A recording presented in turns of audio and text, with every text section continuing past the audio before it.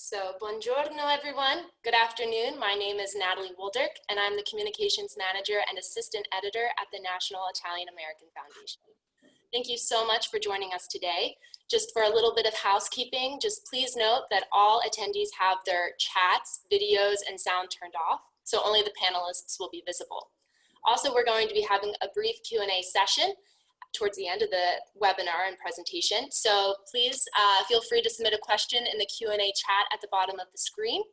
And for our registrants who are on Zoom right now, you'll be receiving a recording of this event in the next few days, just for your reference. So with that, I would like to introduce NIAF Board Secretary Linda Carlozzi. Linda? Hello, thank you, Natalie. Hello, everyone. My name is Linda Carlozzi, and I am honored to present to you Kickoff Breast Cancer Awareness Month with Ali Rogin, author of Beat Breast Cancer Like a Boss, a virtual event brought to you by the National Italian American Foundation. NIAF is a membership-based, nonpartisan, and nonprofit organization. We were founded in 1975. NIAF's mission is to preserve the Italian American heritage and culture and promote and inspire a positive image and legacy of Italian Americans, as well as strengthen and empower ties between the United States and Italy. We are based in Washington, D.C., so we are very excited to host virtual events because now we can share information and engage with Italian Americans from all over, like never before. All of our past and future webinars can be found at our website, which is www.niaf.org. As a result of the pandemic, NIAF's traditional source of revenue is on pause. So we thank you for joining us today, and we hope you will support our mission. I'm honored to be part of this webinar because of my own personal experience as a breast cancer survivor. And now I'd like to introduce a very dear friend and supporter of NIAF. I call her my sister warrior, Aileen Carlucci. Aileen is a fellow breast cancer survivor and helped to make this event possible. Her husband is on our NIAF board, and she is always dedicated to helping the foundation whenever she can. Aileen? Thank you, Linda. Thank you for those kind words. I am so honored to be here and a part of today's discussion because of my own personal experience with breast cancer and for knowing how Ali feels about having the BRCA2 mutation, which she's going to talk about in great length today. I'd like to introduce Ali at this time. She is an award-winning journalist, producer of PBS NewsHour, and author Ali Rogin, who will be presenting this webinar. I, in full disclosure, am friends with both of her parents, who are my neighbors in Florida. I love and respect both of them as individuals and as a couple, and I am so proud to call them both my friends, and Bob is as well. Ali has reported on the White House, the State Department, and beyond in our nation's capital. She is also fluent in Italian, which is something I'm very envious of. I wish I could speak more Italian. Ali has reported on the White House, the State Department, and beyond, and has written this book called Beat Breast Cancer Like a Boss. This is her book, and this is her first, I believe, of many. And I just want to thank you, Ali, for joining us this afternoon and for sharing your personal connection to breast cancer and your experience in writing your book. And so without further ado, I would like to welcome Ali Rogin. Thank you so much, Aileen and Linda. Buongiorno a tutti voi. Sono molto felice di essere qui con tutti voi oggi. I am so glad that Aileen and Linda are co-hosting this webinar because it's so wonderful that we have the full complement of breast cancer experiences from both people who have battled it and myself. I call myself a previvor because that is the word that the community of people like me who have a hereditary link to breast cancer use for those of us who have been lucky enough to basically see into our cancer future and take preventative action to make sure we don't get cancer. So a little bit about me. I was told as a college senior that I should get tested for the BRCA mutation. I was a very strong candidate given my family history and also my background on my father's side, which is Ashkenazi Jewish, a community among whom the gene is particularly prevalent. So based on those two factors, I went and got tested when I was a senior. I was very lucky. I was at NYU, and so New York City and the NYU Medical Center had incredible resources for genetic testing. And keep in mind, this was 10 years ago, so there is much more known now about genetic testing than there even was when I began my journey.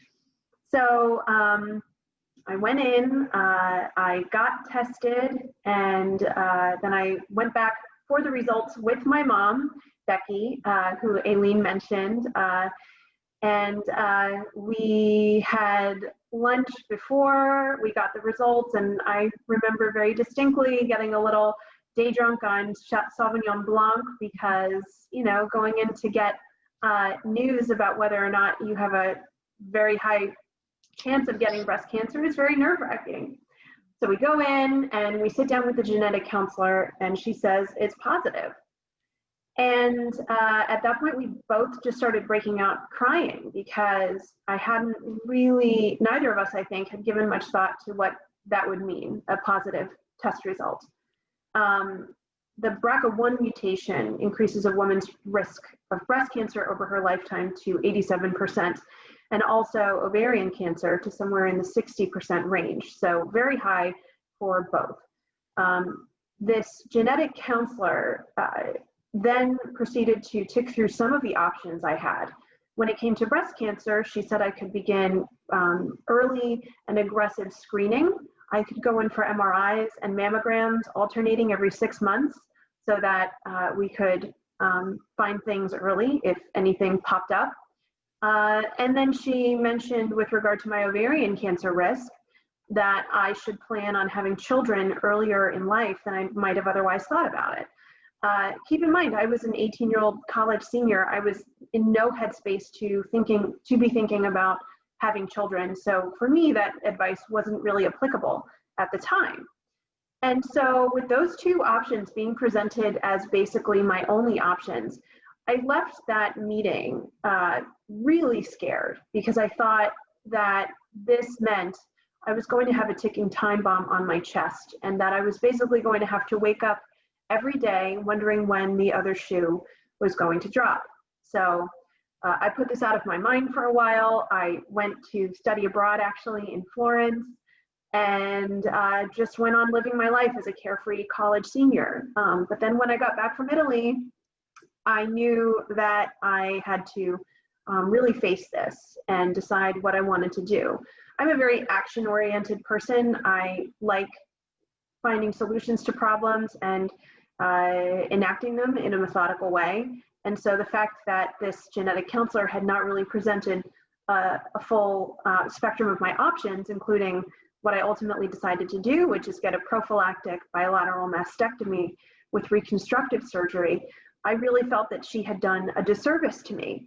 So I had to go to a couple other, I went to a surgical oncologist who was the one who actually said, you know, more and more women around your age are doing preventative mastectomies and reconstructive surgery. And it's, you know, not that unusual anymore.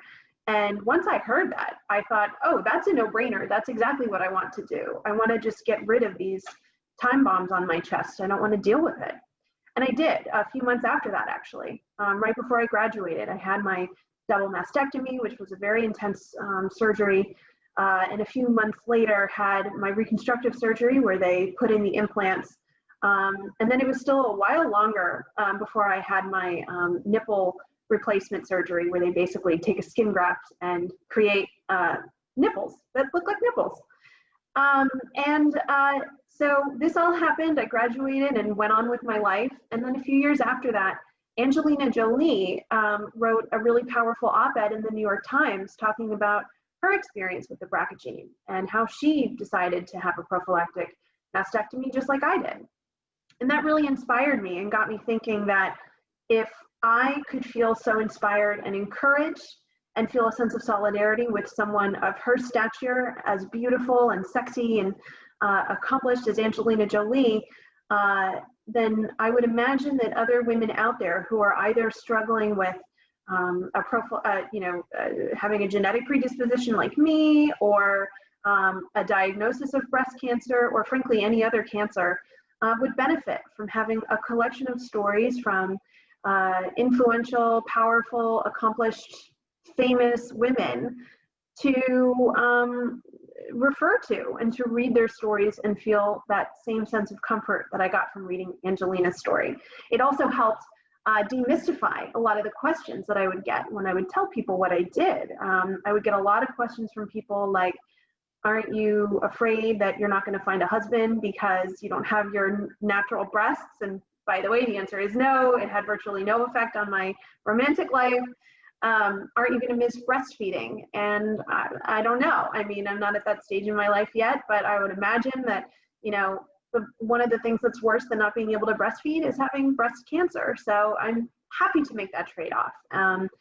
But again, the fact that someone like Angelina was coming out and talking so openly about her experience was something that I ended up realizing could be a model that I could replicate in a book of my own creation. And so that's what I set out to do. I began this project about 3 years ago, cold calling a lot of people, certainly not shying away from taking advantage of my dad's connections in the entertainment industry. He's the drummer for Bruce Springsteen and the E Street Band. So I will fully admit I was shameless about that, but that's kind of what you have to do if you want to get anything done, is use every resource that's available to you. And I fully believe that to whom much is given, much is expected. And so that is my hope in putting this book out there in the world, that I can take the benefits I've had from going through a very, frankly, successful and happy experience with this gene. And that has a lot to do with the fact that I'm so privileged enough to have been able to access the best care, the best doctors, and not really have to worry about the staggering costs of all of this. It enabled me to, again, have just a wonderful experience with this. So if I can take that and take 30 other stories from these incredible women who make up this book, put that out there in the world, and hopefully allow people to be able to reference this as part of the virtual community that I think a lot of us try to build during a health challenge, especially during the coronavirus, then it's my hope that it'll help at least one person. And if it helps at least one person, then I will have done my job. So I just thank Aileen and Linda for having this conversation with me, and I thank all of you for tuning in. This is obviously such an incredible topic, and it's an honor to be here on the kickoff of Breast Cancer Awareness Month. Thank you, Ali. That was just beautiful, and I'm so sad in a way that you had such a bad experience with your genetic counselor. I had cancer 12 years ago, and my dearest and best friend in the whole world, Cindy Fiorenza, developed breast cancer. And she said, Aileen, with your family background, you really should have been tested for the BRCA mutation. And so I promised her, as she was dying of breast cancer, that I would make sure that I was tested. And she really saved my life. Because of my last name, Carlucci, people didn't think, my doctors, Irish looking girl, that I'm actually Ashkenazi Jew. And when they finally started to ask those questions about my father as well, who had passed away, we decided that it was best for me to be tested. And what experience I had was so different, and possibly they've changed it since you were first seeing a genetic counselor. The genetic counselor went through a very detailed evaluation prior to me being tested. A lot of questions, a lot of discussion, what would be done, what wouldn't be done, what, think about these things that if you do test positive. And so when I got the positive test result, I was actually on a vacation with my husband, took it out in the hallway and said, you know, Bob, at least I know why I got cancer. I had been a very healthy person. I exercised, I ate right. I never smoked. I didn't, I just had done everything right. Why did I get it? Was it something in the water when I was growing up? How does this gene decide to mutate and become cancer? We still don't have those answers, but at least I had an answer for why I developed breast cancer. And so with that, I did choose to have a hysterectomy, and I was past having children at that point, so it was not the happiest day of my life, but I was happy to do it. And there are trade-offs, as you said, in doing all those things. The really happy news in my life is that both of my children have been tested, and neither of them have that mutation. So the outcome there is different than yours. And so it is a gene that doesn't skip generations. And so if my children don't have it, they can't pass it on. But I'm the oldest of 7. And so then my siblings all need to get tested. And then my cousins who were also related needed to be tested. So this was the genetic testing part was something I didn't even take on until after I'd already gone through all of my treatments and sort of felt like cancer was behind me. And so we found out of the 7 of my siblings, 6 have been tested, and there are 3 of us that are positive.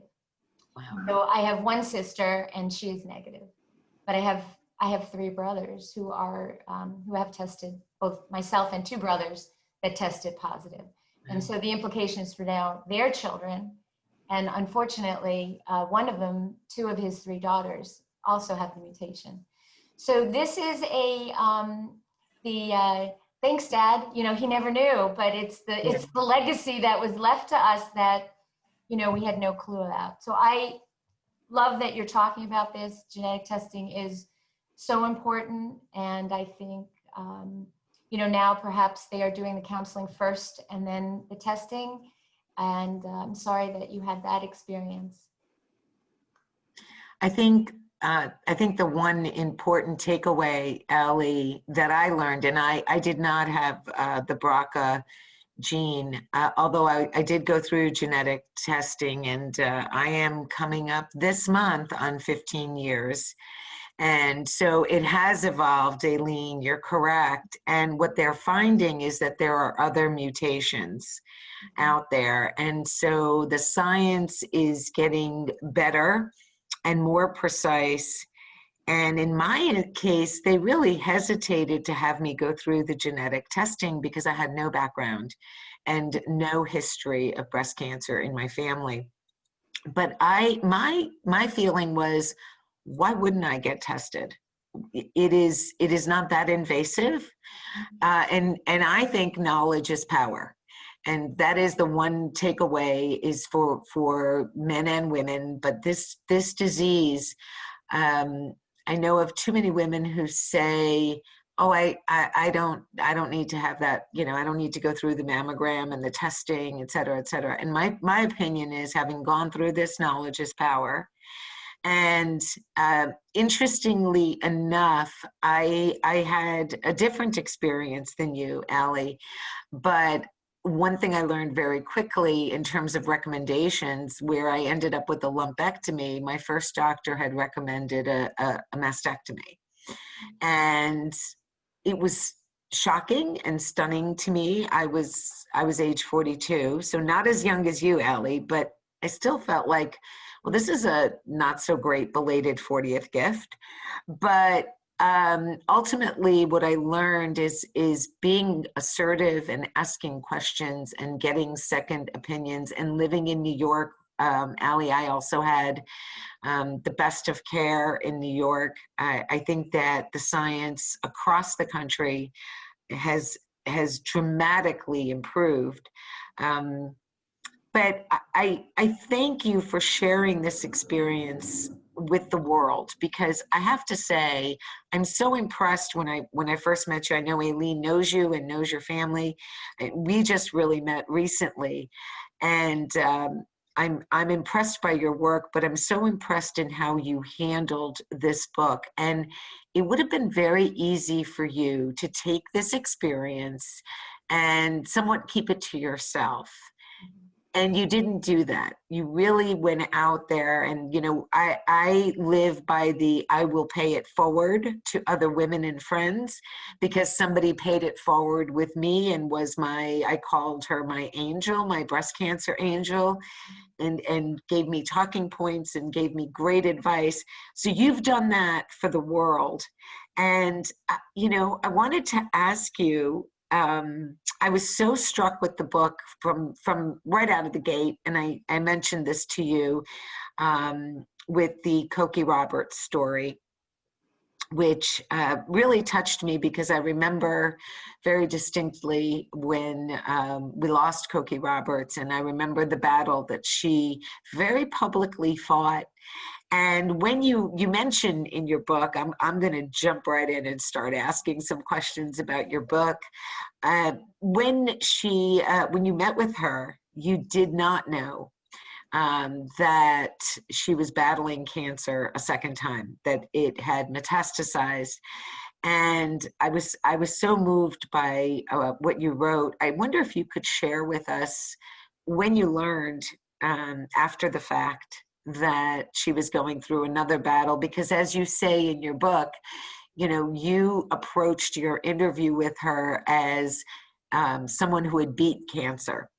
And she was actually going through a second bout, and it had returned and it had metastasized.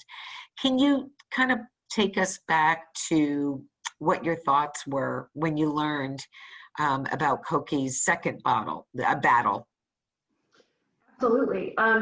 You're absolutely right. I interviewed Cokie once I had done maybe a quarter of the interviews with the other women. And I had very much been in the mindset of, I am interviewing women who have beat breast cancer. They are survivors. That is it. Even though in some cases, some of the women had gone through multiple recurrences.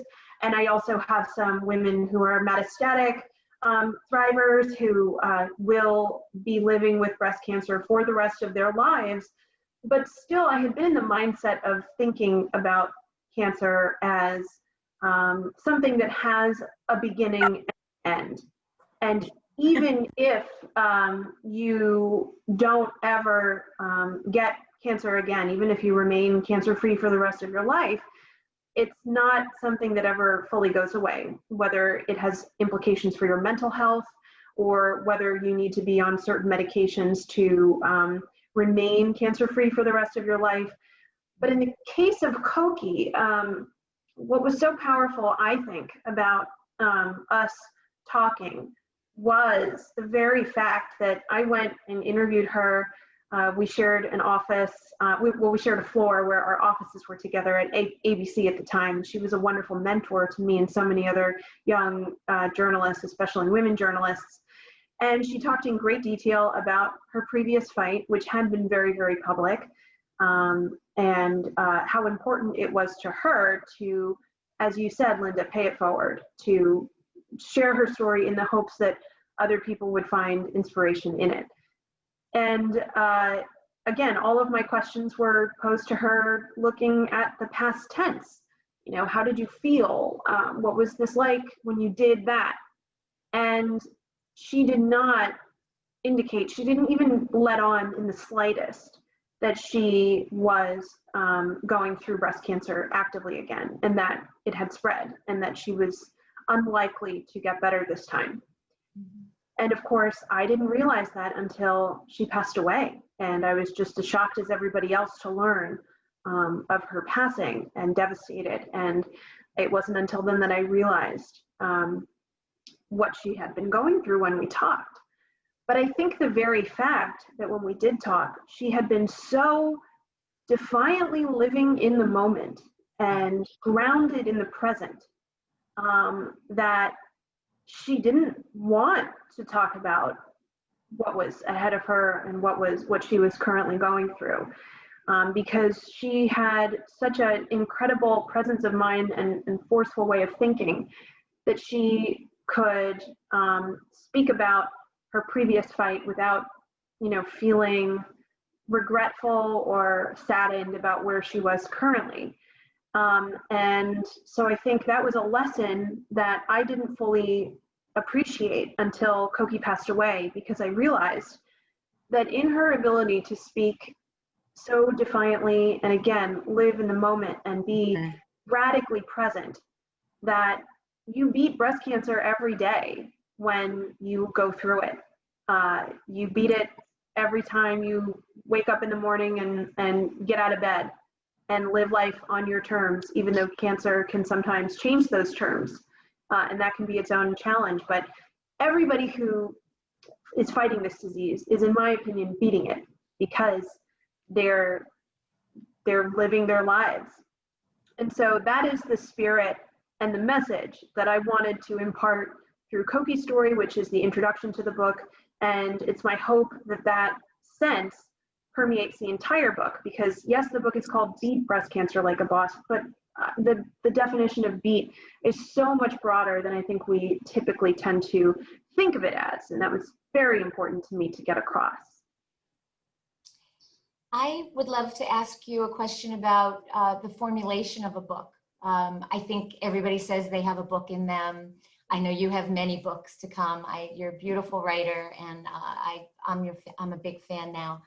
But why did you choose this particular format, and the way that you developed the chapters? Did you do it in a specific order of interview, or how did you put it together? Yeah, I had originally thought about structuring this book so that each chapter would represent a specific chapter in a woman's breast cancer experience. Mm-hmm. So even though everybody experiences breast cancer in their own way, there are certain milestones that are universal, unfortunately, because 1 in 8 women is likely to be affected by this personally. So everybody has a cancer story, whether they've gone through it themselves or not. So I initially thought about structuring it from, what were the causes that compelled a woman to get a mammogram or a biopsy or whatever, all the way through to how is she doing now? What are the lessons that she's learned? What advice does she have? And I continued on in that mindset, basically through the process where I found Divergent Books, who is my publisher, and they're wonderful. And when you write a book proposal, you basically have to write a good portion of the book. Mm-hmm. So I had already come up with, each chapter and the people I wanted in each chapter and how their stories could mold, blend together to create this narrative that could carry a reader through the whole story. Mm-hmm. And they said, that detracts from the women themselves, and this should just be all about the women. And so we then decided to transition it to more of an anthology, where each chapter is a particular woman's story. And the way I decided to structure it within that is to organize it by their professions, which is a bit of an artificial way. I mean, the things that they have that unite them are more their breast cancer experiences. You could also define them by what stage they had or what type they had, or any number of permutations of breast cancer itself.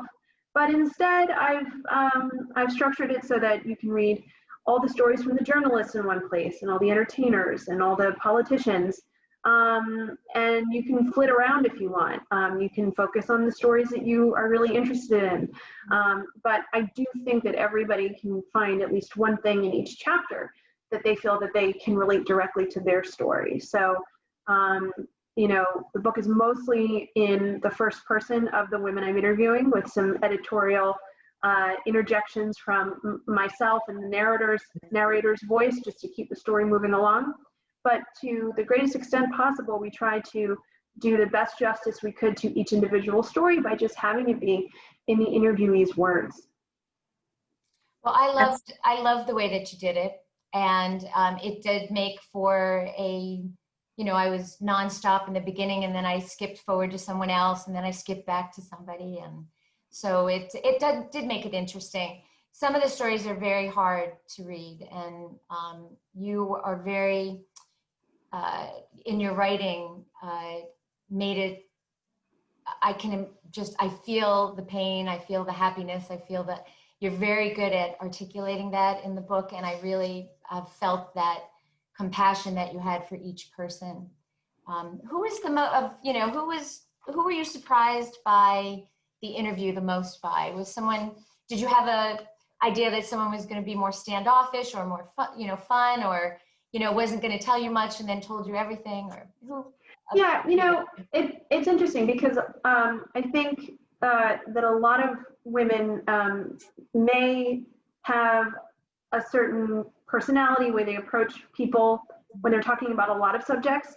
But I found that when the topic of breast cancer comes up, it forces you to be vulnerable. And it's sort of when you can relate to another, survivor or previvor, in my case, you're already starting from such a place of community and being able to relate to one another that a lot of those walls that might otherwise exist fall away so quickly.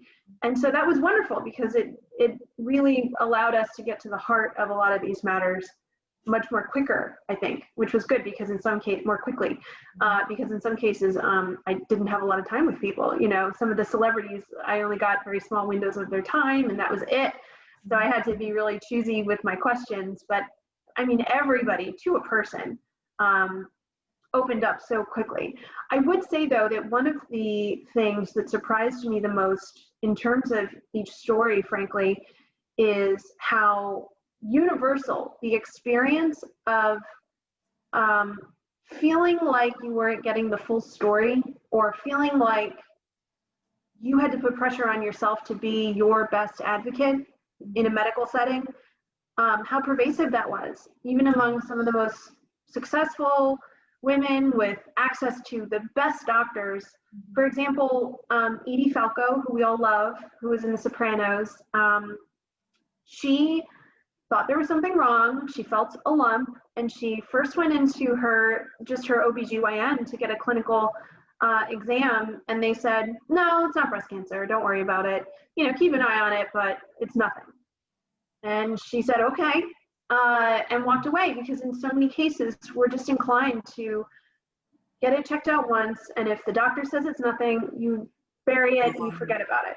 Mm-hmm. But then, of course, a few years later, she went back. It turned out to be breast cancer. And even after that experience, there were other times, and I won't give it away. You can get the book and read about it, but where Edie felt herself in many situations like the doctors were withholding information from her because, and this is really weird, but in her case, it was because there was a psychological thing going on where these doctors didn't want to be responsible for breaking bad news to a celebrity. There was just something like they kept on like pushing it off to some other doctor, like, oh, go talk to we can't tell you about this. Go to the radiologist. They can give you the results. Go to, the people who did your blood test. They can tell you. Wow. So there was a little bit of that going on, which, that's a very specific situation, but the ground truth is that you really have to be your own best advocate. You have to speak up for yourself. You have to feel empowered, and a lot of people don't feel empowered and entitled to get the guidance that you deserve. And sometimes that doesn't always happen right away, and it doesn't matter what else you've achieved in life. You may face some of those obstacles in a cancer setting. It's interesting. I was actually wondering if you could share with us how it was to work with really all these different people who shared these stories with you. And it's a compound question, but I can't help it. I'm a lawyer, so I ask multiple questions. What was the most challenging part of your book? The most challenging part of the book was writing it as quickly as I had to, because what you realize, and I know that's more of an author question than a breast cancer answer, but I had to write, I think, a good 3/4 of the book before I ended up getting a book deal. So it was actually, that may be a little bit of an exaggeration, but I had to write a lot. I basically had done 2/3 of the interviews before I got the book deal. So once I got the book deal, we wanted to get it out in, really quickly and meet the deadlines to get it out for Breast Cancer Awareness Month. Mm-hmm. So I had to put it together very quickly. And actually, the first version of the book was much more written in the third person, where I was the narrator and I was telling the stories as I would any, piece of journalism that I was working on. And then it was decided that we really wanted to do more of a first person accounting.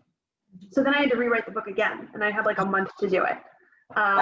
So that was definitely the biggest challenge, but it was wonderful. That's a full-time job. That's a full-time job. Plus trying to have a life. Of course, this was before the coronavirus, so we could do things and go places. But working with all these women was incredible. Everybody was so kind. We had to deal with a lot of different, scheduling issues. So I had to go back and forth with lots of communications directors and, press reps and publicists. But the people who participated in the book, I think, really felt an obligation to be a part of this because they hoped it would, help other women. And I think that's what, at the end of the day, everybody was motivated by. You certainly accomplished that. You certainly accomplished that, yes.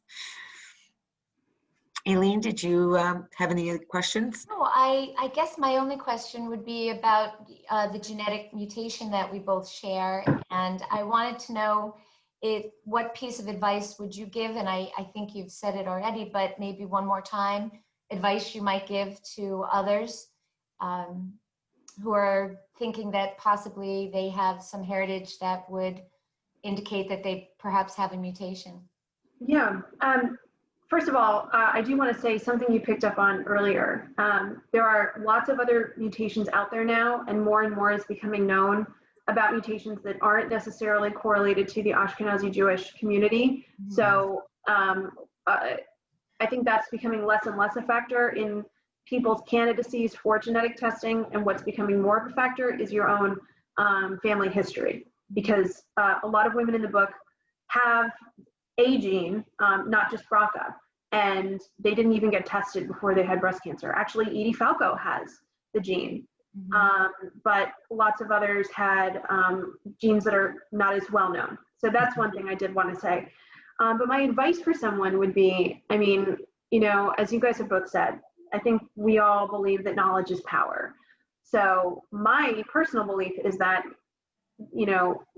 you're harmed more by what you don't know than what you can find out. So why would you withhold this information from yourself?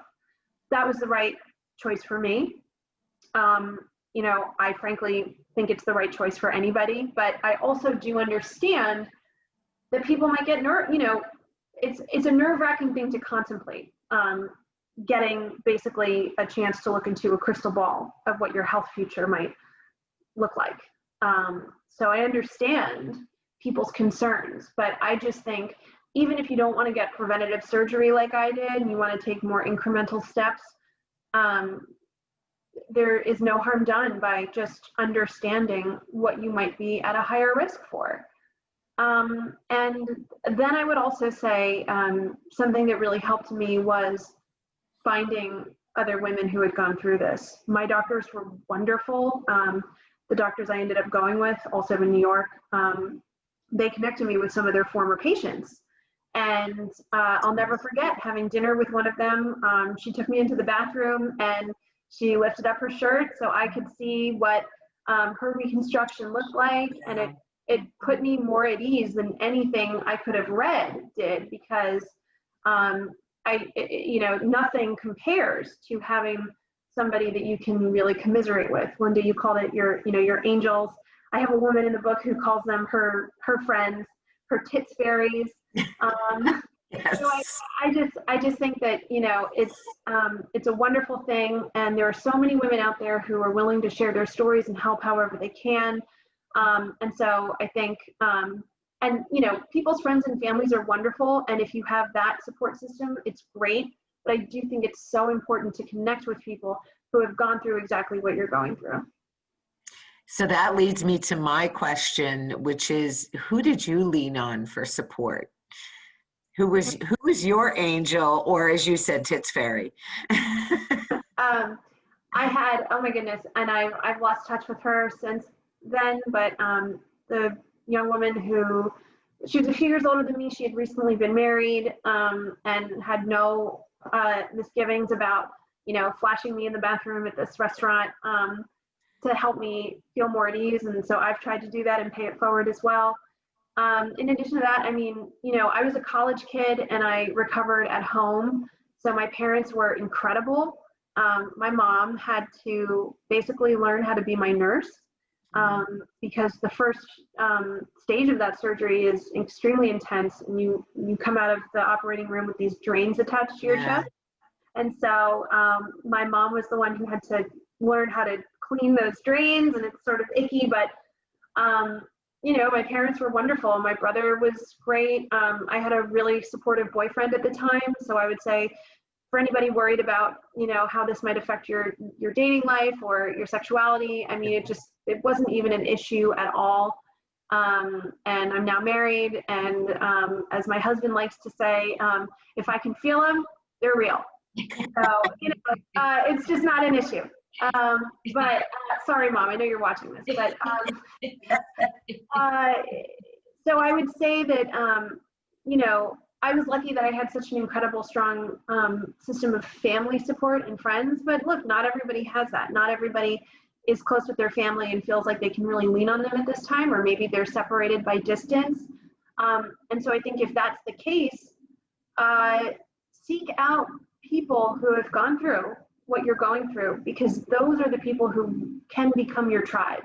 And those are the people who will want to help and pay it forward and give you advice and check up on you and put your surgery dates in their phones and make sure you're doing okay. And there are wonderful communities, including breastcancer.org. They have a wonderful slate of message boards for all different sorts of types of breast cancer and other factors, the LGBTQ community dealing with breast cancer. If you're a Black woman dealing with breast cancer, there are just all of these little communities there that you can really zone in on and find your people. So even if that group doesn't exist organically within your existing social structure, you can make it happen. And I fully believe it really helps in a person's journey. I would like great advice. It is great. Great advice. Great advice. Go ahead, Aileen. Thank you, Linda. Sorry I interrupted. I was just going to say something that I say to all of my friends, in this month of October, is to please schedule your mammograms. Don't forget, even in the pandemic, get your mammograms and then tell 3 friends. And if you can spread the word, as Ali is spreading the word through her beautiful book, I think you can spread the word with your friends. Read her book. It's a beautiful book. It's a beautiful journey of hers. She outlines a lot of people's journeys, whether you've had cancer or not. We are all affected by it. And I really believe that this book can help a lot of people. But schedule your mammograms. It saved my life. It's how my cancer was found. And I'm so blessed to be sitting here alive, happy, well, and being a part of this beautiful day today where women are supporting each other.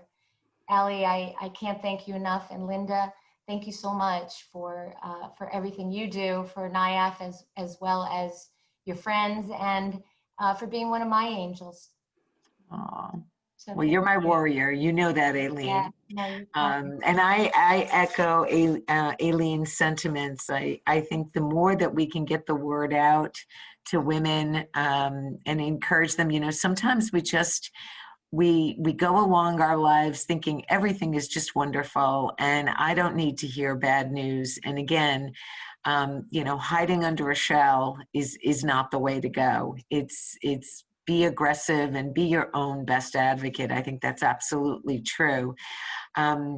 We want to open this up for some questions from the audience. Ali, if you will allow us. And we actually do have a few questions. And I wonder if you could share your words of wisdom. We have one which has come in. My mother is a breast cancer survivor, and my father's side of the family is Ashkenazi Jewish. Well, I've spoken to my doctor about getting genetic testing. He does not feel that I have a strong case to get the genetic testing covered by my insurance, since my mother had breast cancer after the age of 60. If it is not covered by insurance, do you know how much the test costs? Are there any nonprofit organizations that can help offset that cost? Or is there any way to get a discount on that testing? So I have a couple thoughts in mind, but Ali, I'm gonna throw that one out there to you. Yeah, sure. And I wish I was better versed in some of the organizations out there that can answer questions about insurance. I'm not, but I know they exist because there are different organizations that can help with other parts of the insurance journey. For example, fertility treatments during cancer treatment. Right. So there's all sorts of organizations that are there to help. I would also say that I'm actually really surprised that this person's doctor is advising them that they're not a good candidate. I think that's crazy. I agree. I think you should go find somebody else, go get a second or a third opinion because, you know, simply the fact that you have a family history. I mean, if your mom had it, and 60 is not actually that old to be getting breast cancer. So I'm just really surprised. Well, I would say I'm disappointed that your doctor has that response, but I'm not surprised. There are cases in this book.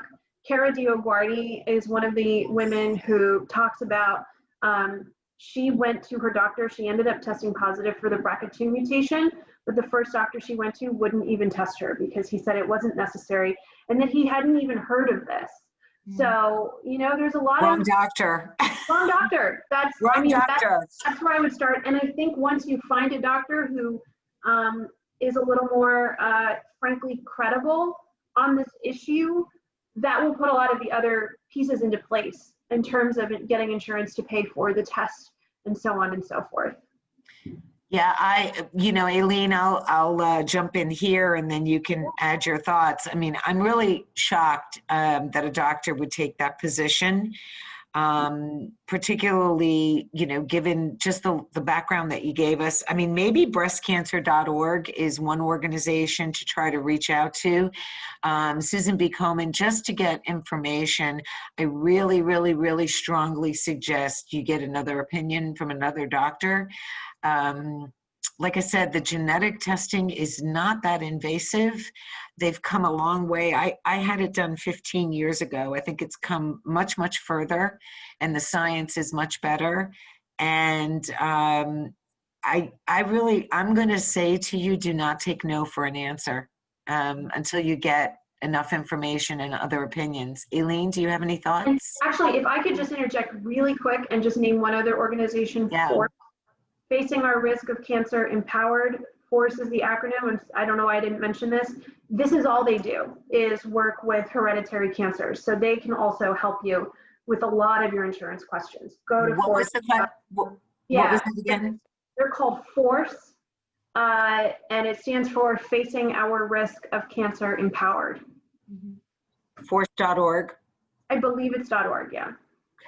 Okay. Aileen? Sorry. I know, of course. I know in the Annapolis area, an organization that I've been involved with is Bosom Buddies, started by my dear friend Susan Ponchak, who is continuing with her battles in her own way with this horrible disease. And I love you, Susan.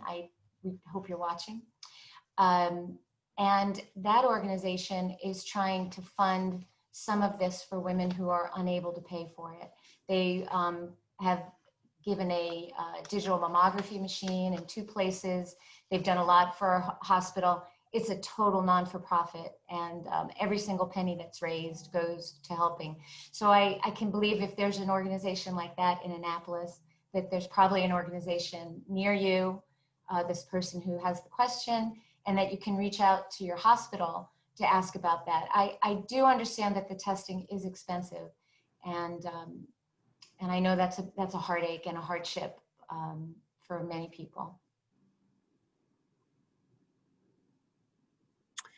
So we have another question. How do you think we can get the male gender attention to know that men can also be carriers of the gene mutation? You know, Aileen, you mentioned that in your... I have 2 brothers. 2 brothers, and it impacted obviously on their children. Yeah. So how can we, and I actually, a very, very dear friend of mine who just had reconstructive surgery, her dad had breast cancer. It's not as well known or spoken about. Ali, what would you suggest we can do? In fact, I wish that I hadn't found some men who wanted to talk to me about it. There are a couple high-profile male breast cancer survivors, Peter Criss from KISS, Yeah. and also Matthew Knowles, who is Beyonce's dad, also a BRCA carrier. So, you know, what I've tried to do is simply speak out about it as much as possible.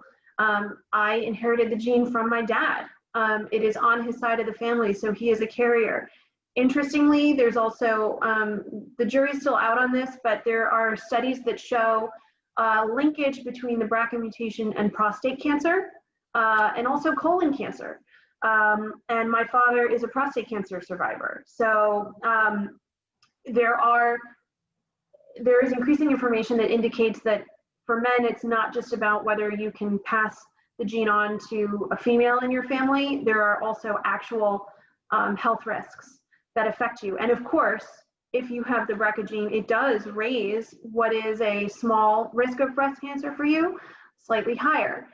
Matthew Knowles himself has called for, you know, for men, redefining this as chest cancer. So it is less gendered. I'm all for that. I think that's important. And I think, you know, if that brings more men into the fold for understanding that they do need to consider their chest health and also the health of the women around them, that's all for the better. Good advice. Yeah. Checking to see if we have any other questions for our audience. And I think we have those covered. Okay, I just want to make sure. There were a few other comments. I want to make sure I didn't miss them. Well, we have a few more minutes. Aileen, I don't know if you have any other questions. I just want to say, again, here we go. Here's the book. It's a great title, by the way.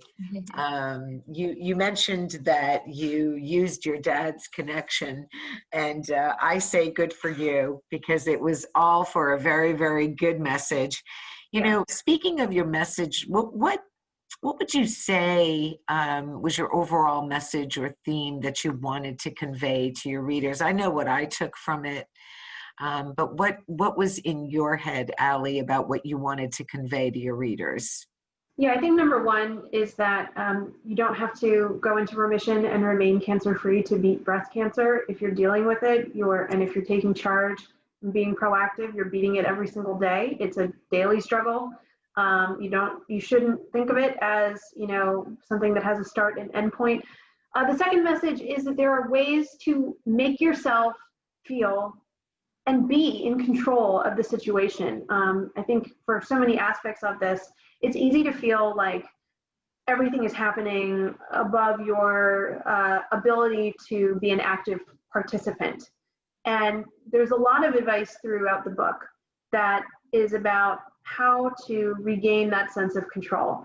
In the case of, for example, Jerry Willis, who is a Fox Business News correspondent and anchor, she sort of had an epiphany where she realized, I can choose to believe that the drugs that I'm receiving are going to help me. I can choose to believe in the treatment. And that is something that, you know, I have control over. She also recounted a specific anecdote where she was getting an infusion and the nurses couldn't find her vein because she was so tense, and she says, like, her shoulders were up at her ears, and she was just like not physically opening herself up to receiving this help. And she took a step back and she said, okay, these people are here to help me. This process is here to help me. I have to get my head in the game. And I'm the one driving the train here. I can choose and do things that will allow me to get through this easier. And so she sort of took a deep breath, you know, relaxed, and the needle went in. And so there are a lot of examples in the book like that deal with maintaining that sense of control. And incidentally, if I could just say one more thing on the importance of mammography, it's the time of COVID. We've all put off regular screenings because we don't want to go into doctor's offices and everything has been turned upside down. Get back on the books. The Prevent Cancer Foundation has a new campaign this year called Back on the Books. And it's about encouraging people to, reschedule all of their routine screenings and get your flu shot and do all of the preventative care measures that you might put by the wayside because we're all worried about getting this horrible virus. But it's important not to do that. There are studies that are showing that some people are getting diagnosed, have been diagnosed with cancers in the past 6 months that are more advanced than they might otherwise be because they're getting caught later. So get back on the books. So great. Ali, so this is book number 1. Just like every person who's, out there promoting a movie, they're already on movie number 2. And I bet you're working on book number 2. I hope you can give us a sneak peek if there is something there on the shelves behind you. Yeah, I mean, I'm not working on anything currently at the moment, but I do think I will have a powerful story to tell in the next phase of what I'm going through, which is very soon I'm going to have to think about having my ovaries removed, so an oophorectomy and a hysterectomy to reduce my risk of ovarian cancer, which will put me into early menopause. I'm a couple years away from that, and that is definitely something that I think when I go through it, hopefully I can be a